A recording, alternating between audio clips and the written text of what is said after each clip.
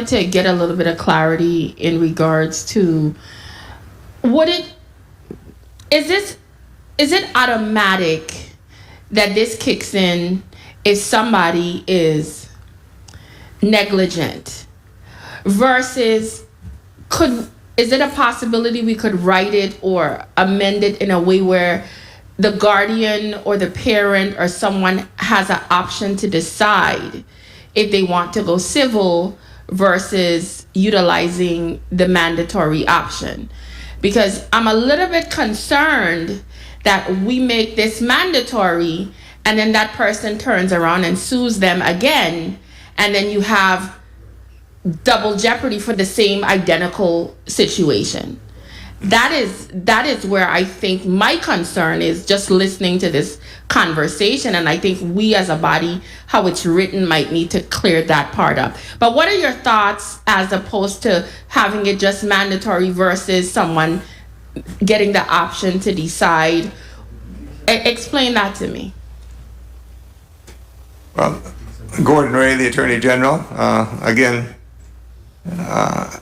I favor the legislation because I know how long it can take for civil courts to actually get a result. And if you're talking about a child, each day is important, each year is important, so you want to get money moved to the child as quickly as possible. And this seems like a fair way to do it fairly quickly, because it says if you harm the parent or guardian of the child, and so there's nobody available to make the payments, obviously you've got to do it. Mm-hmm. And a court figures out what those payments should be, and they're ordered to do it. If it went the civil route, it would take a long time to get there, just because of the nature of calendars. Is there a way, because like again, I don't want double jeopardy for the same thing. Mm-hmm. Is there a way for us to say, well, okay, it's mandatory, but then in our law, you can't turn around and sue civilly because you're already getting restitution for the same identical thing. I need to make sure that we don't double up on the same individual for a situation. Time. My off-the-cuff analysis is there's really no double jeopardy here, because double jeopardy means you can't be tried criminally twice for the same thing. But the civil action would not be a criminal action. Okay. And so I know what double jeopardy means, and I was just tossing out the phrase just to make you understand. I mean twice. Okay. But at the end of the day, I am not gonna set easy knowing that you could go after the same person twice for the same thing. Because if they already went through the judicial system and they're found criminally negligent, that's one thing. And then from a restitution standpoint, you have to support the child. Then you still leave the doorway open to sue them civilly, maybe for the same child. Something is off here, and that's where my concern is. But I want to thank Mr. Chair for giving me the time. Thank you. Okay. Thank you. Mr. Chair. Good day to my colleagues, good day to the testifiers, good day to the people of this territory and staff. I offer Bill number 360057, an act amending Title V Virgin Islands Code, Chapter 314, subsection 3733, Section A, to require automatic expungement for arrest records and complaint of or information when the accused has been acquitted. I offer this piece of legislation because as a representative of the people, I not only between having conversations with individuals that have struggled with getting their record clear, but also listening to some of the testimony that has come forward here on this Senate floor over the past few years I have been here. I have come to the realization that this has been a cumbersome task for many who have already gone through a situation where they have been arrested, they have gone through a court case, they have been acquitted, which means that they are considered innocent according to our laws. But because of this arrest, all of this information is still stored with our government. The problem that comes up is every time you go and look for information, that information shows up. If they happen to have a traffic stop and somebody checks something, that information can show up. And I think this is an unfair situation for individuals that have already gone through the process, have already gone through the trials, and for them to have to continue to do this throughout their lifetime, it is highly unfair. Now, our Virgin Islands Code does allow for an expungement process, but that expungement process consists of individuals have to file petitions, they have to go through to judges, and only a judge could decide whether or not that they're going to grant their expungement. That is unfair. If I have gone through the trials, I've gone through the tribulations, I've gone through the arrest, and at the end of it, you tell me I am innocent of this, you should clear out my record. So I look forward to any discussion on this matter today. I look forward to any suggestions or recommendations from my colleagues or testifiers, but the time has come that people should not be begging for their record to be clear, especially when we as a society has told them they're innocent. Thank you very much, Mr. Chair. Good afternoon to my colleagues. Good afternoon to the people of the territory. Good afternoon to the testifiers and staff. I offer Bill number 36-0031, an act amending Title 23, Virgin Islands Code, Chapter 10, Subchapter 4, Section 1073, to exempt a public safety agency or private safety entity from liability for acts of negligence in operation, administration, or maintenance of a 911 service unless the acts are committed in a grossly negligent manner or committed with willful intent. This piece of legislation seeks to protect those that are in our society that are here to protect us. I understand in even discussing this piece of legislation, some were concerned, are we doing something carte blanche to protect those that might be doing something willfully? But in this legislation, we are very clear. If the actions are done deliberately, they could be prosecuted or charged. If they do something on purpose, if they do something with willful intent, all we're attempting to do is something happens based on hurricanes, something happens based on a breakdown of equipment or anything that could come about, you cannot hold people liable.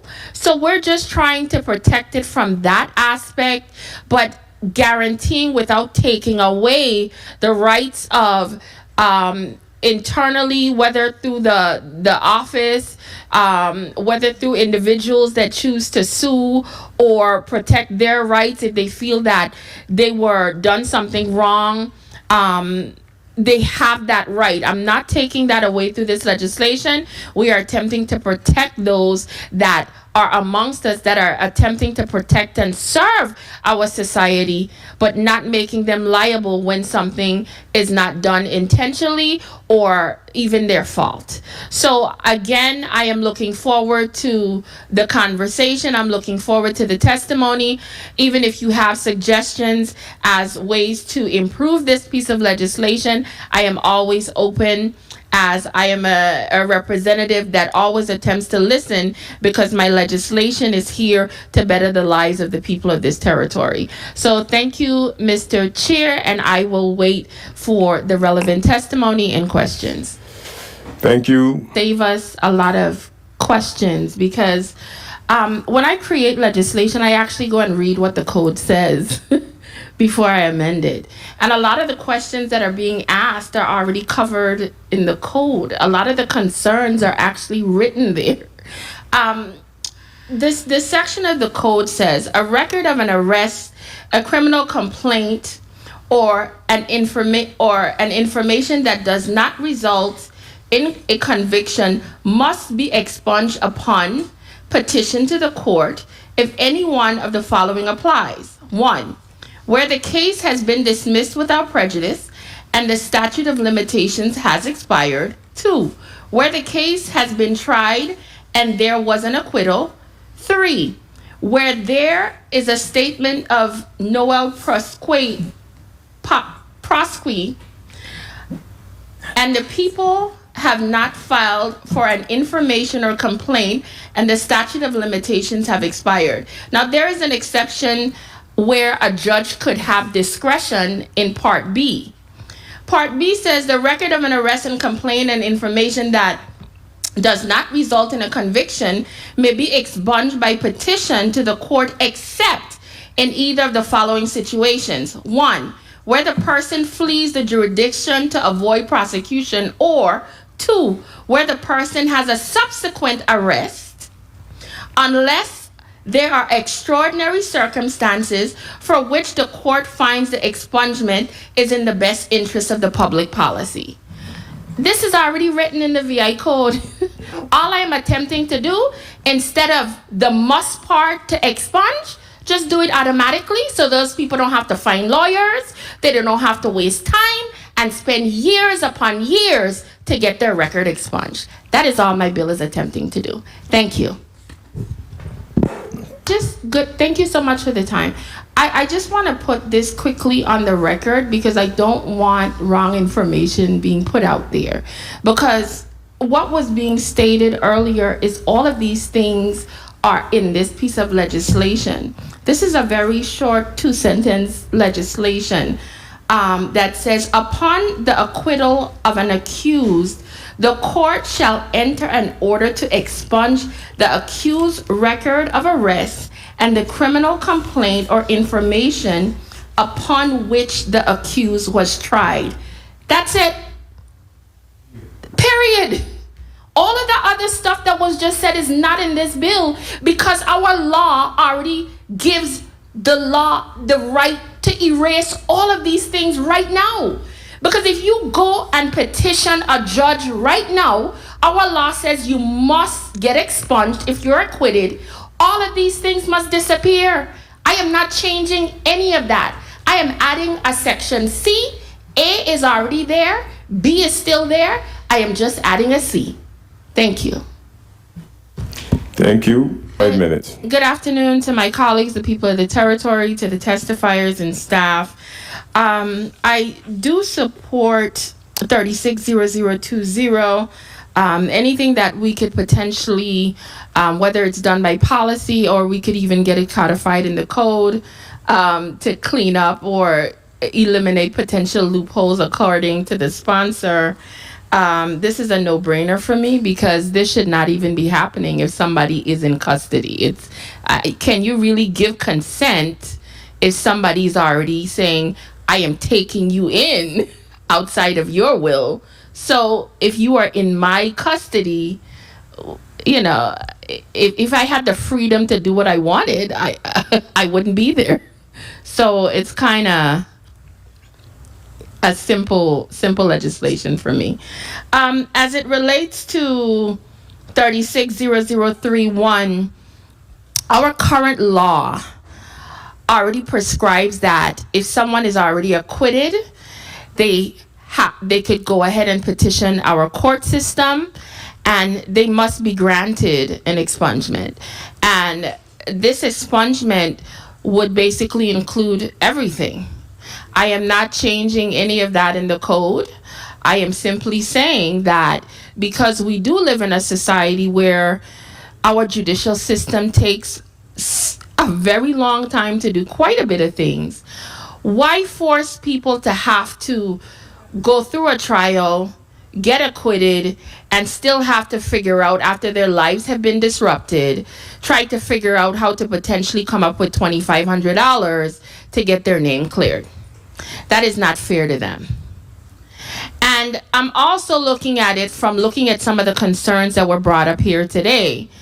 Well, maybe we should allow a judge to decide what should be kept, what shouldn't be kept. Based on our current law, there are specific reasons that a judge can go in and make those decisions if somebody tries to flee, if somebody's rearrested. So there are grounds for some of the concerns that were discussed that is already written in the code. My concern is putting out a situation where someone has already been judged by 12 of their peers. or a judge, and then for them to get expunged, they now have to go ask a judge to decide, hey, should you let me go and clear my record or not? Our law already says they have to do it, so why make them pay? My thing is clean it up as quickly as possible.